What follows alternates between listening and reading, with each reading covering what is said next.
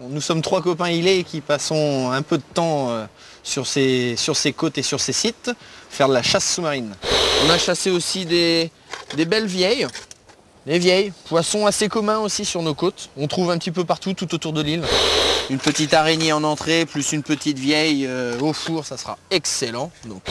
Et en l'occurrence, aujourd'hui, pas moyen de trouver notre sarre, ni notre bar, notre loubine, comme on dit chez nous. Le matériel que l'on prend le plus souvent sur le site de l'Île-Dieu sont souvent des fusils 75. C'est fréquent qu'on chasse en flèche tahitienne à l'Île-Dieu. Et donc un fusil 90 cm, pas mal non plus. Couleur noire, ça passe partout. Pour la poignée colorée, ça c'est très très bien. Quand l'eau est sale ou qu'on est dans les grands laminaires, si pour une raison ou pour une autre, on est obligé de laisser son fusil dans le fond, soit un poisson au bout de la flèche, n'importe quoi, une poignée de couleur claire, on réussira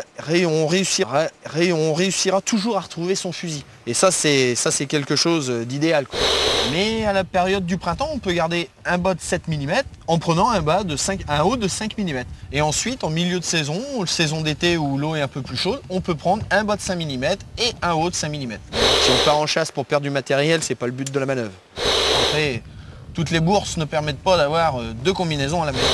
On veut toujours essayer d'aller un peu plus profond et tout de suite on peut être à 50 mètres de la côte et se trouver avec un fond de 18-20 mètres qu'on peut trouver un peu plus loin sur le site Cap des Degrés, Vieux Château ou même le Châtelet. Donc c'est un peu le risque. Équipé au niveau nylon et toujours une petite installation Made in Thomas, un petit bout de fil devant, un petit nylon qui s'en mêle pas, qui se casse pas, c'est du solide.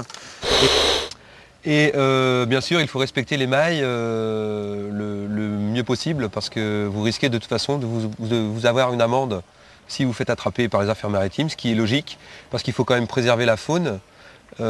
Sinon, dans 10 ans, on ne pourra plus chasser. Donc, chassons le poisson, mais intelligemment.